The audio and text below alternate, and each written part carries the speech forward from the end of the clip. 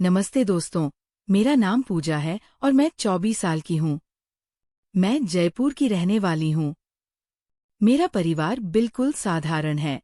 घर में मेरी माँ, छोटा भाई और मैं रहती हूँ। पिताजी का 3 साल पहले देहांत हो गया था, जिससे घर की सारी जिम्मेदारी माँ और मेरे कंधों पर आ गई थी। माँ एक छोटे से क्लिनिक में नर्स का काम करती है। उनकी कमाई से किसी तरह घर का खर्चा चल रहा था। मैंने 19 साल की उम्र में अपनी 12वीं पूरी कर ली थी और तब से ही कोई अच्छी नौकरी ढूंढ रही थी। कई जगह इंटरव्यू दिए, लेकिन कहीं भी सफलता नहीं मिली। कभी तनख्वाह कम होती तो कभी काम के घंटे ज्यादा। मुझे लगने लगा था कि शायद किस्मत ही मेरा साथ नहीं दे रही है। एक शाम की बात है, मैं शहर के दूसरे छोर में एक इंटरव्यू देकर लौट रही थी। इंटरव्यू में फिर से नाकामयाबी मिली थी। दिल टूटा हुआ था। बस स्टॉप पर खड़ी थी। शाम के 6 बजे बज रहे थे। आसमान में बादल छाए हुए थे और बारिश होने वाली थी। बसें आ तो रही थी, लेकिन इतनी भरी हुई थी कि चढ़ना नामुमकिन था। अचानक एक सफेद रंग की कार मेरे सामने रुकी। शीशा नीचे हुआ और अंदर से एक सज्जन व्यक्ति ने पूछा, "कहाँ जाना है?" "काफी देर से खड़ी देख रहा हूँ आपको।" मैंने हिचकिचाते हुए जवाब दिया, "नहीं, मैं बस का इंतजार कर रही हूँ।" वह बोले, "इतनी भीड़ में बस मिलना मुश्किल है। मैं वैजंतपुरा की तरफ जा रहा हूँ।" "उधर ही जाना है क्या?" उन्होंने पूछा। मैंने सोचा, अब बारिश भी शुरू हो गई है।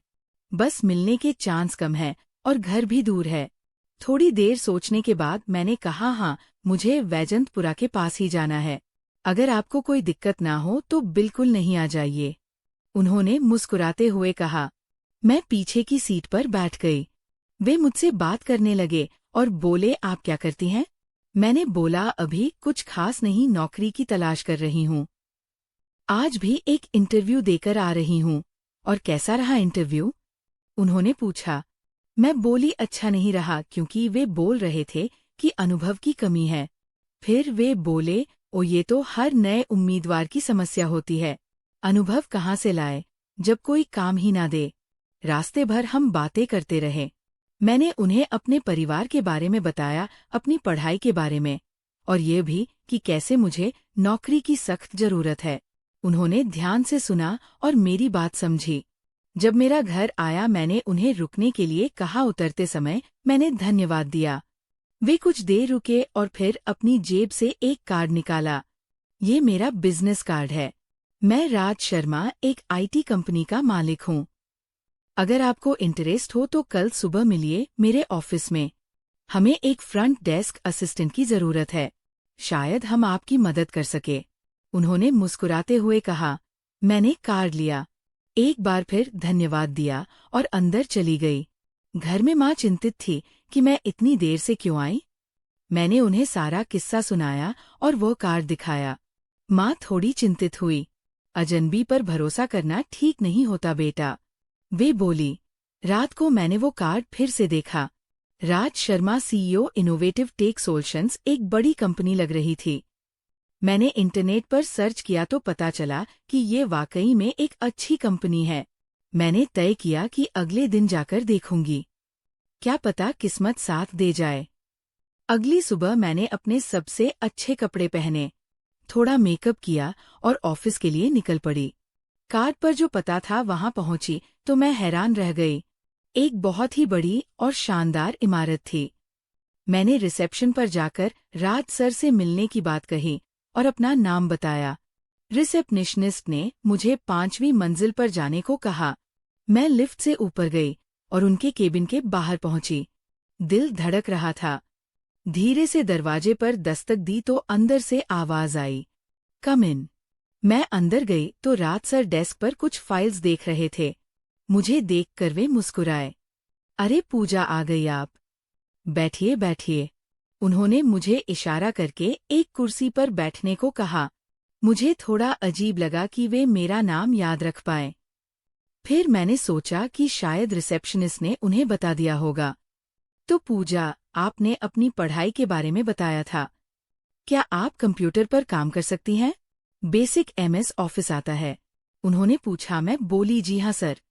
फिर वे बोले, बहुत अच्छा। देखिए, मैं आपको डायरेक्ट नौकरी नहीं दे सकता, लेकिन 1 महीने का इंटर्नशिप ऑफर कर सकता हूँ। आप सीखेंगी और अगर आपका काम अच्छा रहा तो हम आपको पक्की नौकरी दे देंगे। शुरुआत में 8,000 रुपये महीना मिलेगा। क्या यह आपको मंजूर है? उन्होंने प्रस्ताव रखा। मेरी आंखों में चमक आ गई। ये मेरे लिए एक सुनहरा मौका था। जी सर, मुझे ये बिल्कुल मंजूर है, मैंने उत्साहित होकर कहा। ठीक है, फिर कल से शुरू कर दीजिए। सुबह 9 बजे आ जाइएगा। हमारी HR रमा मैडम आपको सब कुछ समझा देंगी। उन्होंने कहा। मैं बहुत खुश थी। इतने दिनों की मेहनत के बाद आखिरकार कुछ तो मिला था। मैंने उनका धन्यवाद किया और घर लौट गई। घर पहुंचकर मैंने माँ को ये खुशखबरी सुनाई। वे भी बहुत खुश हुई। अगले दिन से मेरी नई जिंदगी शुरू हो गई। HR रमा मैडम ने मुझे सब कुछ समझाया। ऑफिस के नियम, मेरे काम के घंटे और मेरे कर्तव्य। मेरा काम ज्यादातर फ्रंट डेस्क पर फोन कॉल्स हैंडल करना, विजिटर्स को रिसीव करना और छोटे मोटे पेपर वर्क में मदद करना था। धीरे धीरे समय बीतता गया। 1 महीने में मैंने काफी कुछ सीख लिया था। राज सर कभी कभी मेरे काम की तारीफ भी करते थे, जिससे मेरा आत्मविश्वास बढ़ता था। पहले महीने के बाद उन्होंने मुझे पक्की नौकरी दे दी और सैलरी भी बढ़ाकर 12,000 रुपये कर दी। ये मेरे लिए बहुत बड़ी बात थी। लेकिन 3 महीने बाद मुझे कुछ ऐसी बातें पता चली जिनसे मैं परेशान हो गई। ऑफिस की एक लड़की अंजलि ने मुझे बताया कि मेरे पद पर पहले भी कई लड़कियां आ चुकी है, लेकिन कोई भी ज्यादा दिन नहीं टिकती। वह बोली, राज सर की नजर हमेशा से ही नई और खूबसूरत लड़कियों पर रहती है। वे पहले तो बिल्कुल शरीफ बनते हैं, फिर धीरे धीरे अपना असली रंग दिखाते हैं। मुझे उसकी बात पर विश्वास नहीं हुआ। राज सर ने मेरे साथ हमेशा अच्छा व्यवहार किया था। कभी भी कोई ऐसी हरकत नहीं की थी जिससे मुझे अच्छा ना लगे। मैंने अंजलि की बातों को नजरअंदाज कर दिया और अपने काम में लगी रही। एक शनिवार को ऑफिस में छुट्टी थी, लेकिन राज सर ने मुझे फोन करके कहा कि कुछ जरूरी काम है, जल्दी से आ जाओ। मैंने सोचा जरूर कोई महत्वपूर्ण मीटिंग होगी। मैं तैयार हुई और ऑफिस के लिए निकल गई। उस दिन मौसम बहुत खराब था।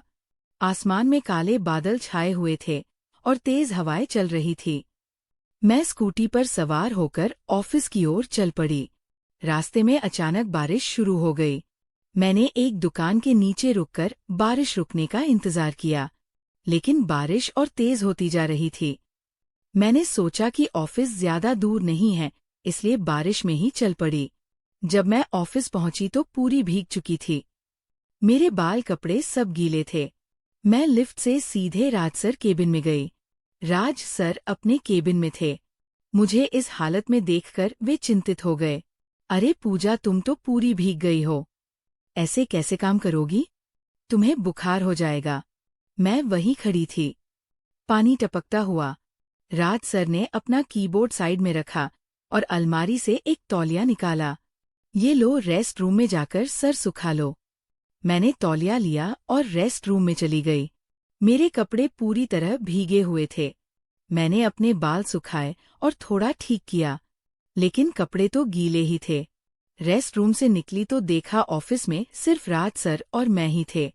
सर बोले, अंदर जो गेस्ट रूम है वहाँ गर्म हवा वाला पंखा है, अगर चाहो तो वहाँ जाकर कपड़े थोड़े सुखा सकती हो। मैं गेस्ट रूम में गई। वहाँ एक गर्म हवा वाला हीटर था। मैंने उसे चालू किया और अपने कपड़ों को फैलाया ताकि वो जल्दी सूख जाए। मैंने अपनी शर्ट उतारी और सिर्फ तौलिया ऊपर लपेट लिया। शर्ट को हीटर के सामने टांग दिया। मैं वहीं बैठी अपने कपड़ों के सूखने का इंतजार कर रही थी। अचानक दरवाजे पर दस्तक हुई। मैं घबरा गई। पूजा, मैं हूँ।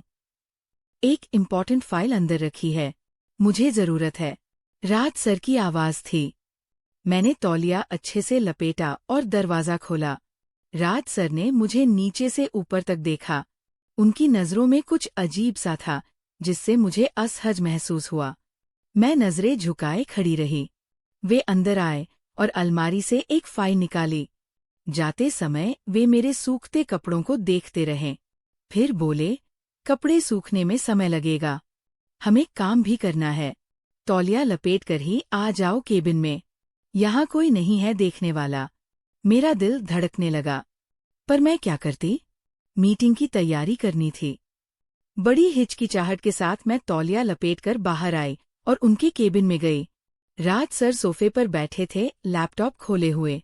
उन्होंने बिना मेरी तरफ देखे कहा, इधर आओ और बैठ जाओ, हमें प्रेजेंटेशन बनाना है। मैं धीरे से उनके बगल में बैठी और लैपटॉप की स्क्रीन देखने लगी। मैं बार बार तौलिया को ठीक कर रही थी, कहीं वो खुल ना जाए। मेरा सारा ध्यान प्रेजेंटेशन की बजाय तौलिए पर था। फिर अचानक राज सर की टांग मेरी टांग से छू गई। शरीर में जैसे बिजली दौड़ गई, पर मैं हिली भी नहीं। मेरी चुप्पी को शायद उन्होंने अपनी जीत समझा, क्योंकि अगले ही पल वे और भी पास सरक आए। मेरे अंदर एक अजीब सा कंपन होने लगा, डर, बेचैनी और कुछ अनजाना सा एहसास जिसे मैं समझ नहीं पा रही थी। करीब आधे घंटे तक प्रेजेंटेशन पर काम करने के बाद राज सर ने अपना लैपटॉप बंद किया और मुस्कुराते हुए कहा, आज तो सिर्फ हम ही हैं कंपनी में। कुछ पीने का मन है, क्यों ना तुम कैंटीन से कॉफी बना लाओ। मैं तुरंत उठ गई और कैंटीन की ओर चल दी। अपने दिमाग में उथल पुथल को शांत करने की कोशिश कर रही थी। कॉफी बनाते समय मेरे हाथ कांप रहे थे। बार बार अंजलि की कई बातें याद आ रही थी। जब मैं कॉफी लेकर केबिन में वापस पहुंची तो वहां कोई नहीं था। कॉफी मग टेबल पर रखकर मैंने इधर-उधर देखा। तभी मेरी नज़र अंदर के गेस्ट रूम की ओर गई। मैं गेस्ट रूम की ओर बढ़ी, जहां मैंने अपने कपड़े सूखने के लिए रखे थे। दरवाज़ा थोड़ा खुला था। जैसे ही मैंने अंदर झांका, मैं हैरान रह गई। राज सर मेरे कपड़ों को हाथ में लिए खड़े थे और वह कुछ अजीब तरह से मेरे कपड़ों को सूंघ रहे थे। ऐसे सूंघ रहे थे जैसे वह उसमें खो गया हो। मेरे दिल की धड़कन तेज हो गई। मैं जल्दी से वापस सोफे पर बैठ गई और आवाज लगाई, सर कॉफी तैयार है। राज सर तुरंत बाहर आए। वे अपना फोन हाथ में लिए थे और कुछ टाइप कर रहे थे। अरे वाह, बिल्कुल सही समय पर आई है कॉफी, उन्होंने मेरे बगल में बैठते हुए कहा। मेरा दिल जोरों से धड़क रहा था। हाथों में पसीना आ गया था। मैंने कांपते हाथों से कॉफी का मग ही उन्हें पकड़ाया। हम दोनों चुपचाप कॉफी पीने लगे। अचानक राज सर बोले, पूजा तुम बहुत खूबसूरत हो। मैं कुछ बोल ना सकी, बस हल्के से मुस्कुरा दी। मेरा चेहरा शर्म से लाल हो गया था। राज सर ने अपना कॉफी मग टेबल पर रखा और धीरे से अपना हाथ मेरी टांग पर रख दिया। मैंने झटके से अपनी टांग पीछे खींच ली। क्या हुआ पूजा? डर गई? उन्होंने मुस्कुराते हुए पूछा। मैं चुप रही। मेरा दिमाग तेजी से सोच रहा था कि यहाँ से कैसे निकलूं। वे और पास सरक आए। मेरा दिल इतनी तेजी से धड़क रहा था कि मुझे लगा सीने से बाहर निकल जाएगा।